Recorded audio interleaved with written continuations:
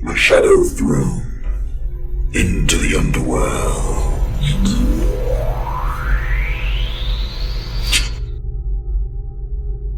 Blade champion Aristos Cavilian led a small but elite force into the depths. He had sworn an oath that he would return with the subdued Genestealer Patriarch, or not at all. He knew with absolute certainty that his comrades in arms were every bit as devoted to this quest as he. Within the ring of steel and fire raised by the Inquisition, the lowest levels of the Archaeology's underhive appeared deserted. Scrap metal lean-tos clustered in silence around bowing structural struts, the plastic sheets over their doors drifting into cycling air currents. Mouldering hab blocks loomed, hunching forward under the weight of the levels slowly subsiding onto them until it seemed that they must surely collapse. Their windows were like hollow eye sockets, dark and unseeing. Nothing moved but for the occasional verminous scurrying and the drip of meltwater and chemicals from the levels above. Cavilian and his comrades knew that it was all an illusion. Lost and ragged souls were concealed all around them, hiding in their ragged hovels, praying to the Emperor not to turn his talons upon them. The Imperial warriors passed through the cowering dreads, ignoring them utterly. They were here for the monsters that had flourished beneath the ignorant fool's feet. An hour's descent at last brought Cavilian's band to the Stygian entrance they sought. Down here, the architecture of the archaeology had compacted into layered strata. Crumbling marble columns tangled together with sparkling data stacks, rotting scrolls spilled like innards from wildly slanted archways trapped between a compacted mass of statuary and the forlorn ruins of a shanty village that had subsided from the levels above.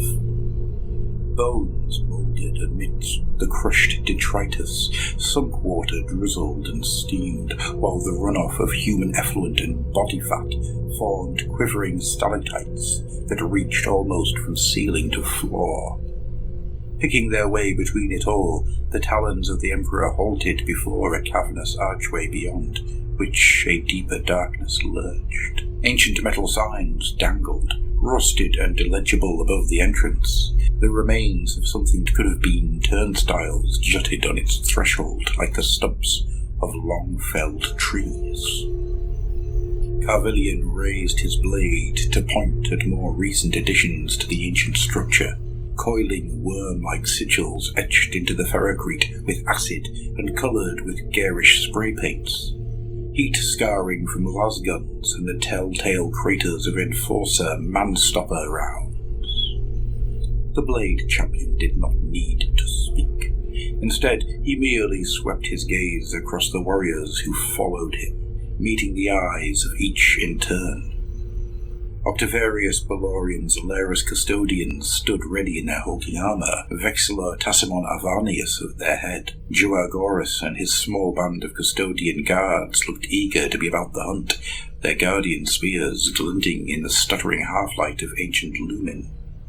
Sister Superior Helnika Thetis and her witch-seekers cradled their flamers and surveyed the darkness ahead with steely determination. Sister Superior Yenica Severin's prosecutors were also ready, ornate bolters loaded and properly anointed. Cavilian nodded, a gesture of satisfaction and respect both to those who he would fight with this day. Then he turned and led the way into the all-consuming darkness beyond the threshold. Deep below their feet, the Vegetor sensed the hunter's approach. Seated upon a throne of osseous material amidst a bubbling pool of ichor, the Patriarch bent its considerable intellect upon the interlopers and considered its options. These beings were tremendously powerful. It sensed roiling energy radiating from some of them, as though it regarded fierce burning stars. The others it sensed only by their disquieting absence, a sensation of near suffocation that caused the Patriarch to stir restlessly upon its throne. The Vegetor knew that it had lingered too long in its lair. In its determination to turn premature discovery into a successful uprising, it had allowed itself to be cornered. The Patriarch had a bolt hole, an ancient maglev tunnel deep within the gullet of a tectonic fault line that wormed away into the unmapped Terran depths. Yet the creature knew that it could not risk flight with such powerful hunters close upon its tail. Escape was worthless if it was followed, for the work of raising a brood is slow and delicate, and it would be all for naught if the Patriarch was tracked and set upon again. These hunters must be ambushed and slain, preferably with such violence that the chaos of their demise provided further cover for the Vegetor's flight. The Patriarch stirred again, reaching out with its will in a mental gesture of command. Magus Threve at its left hand and Primus Gorican at its right both bowed their bulbous heads in acknowledgement. They departed with a rustle of robes and the creak of rubberized armor to make real their master's will.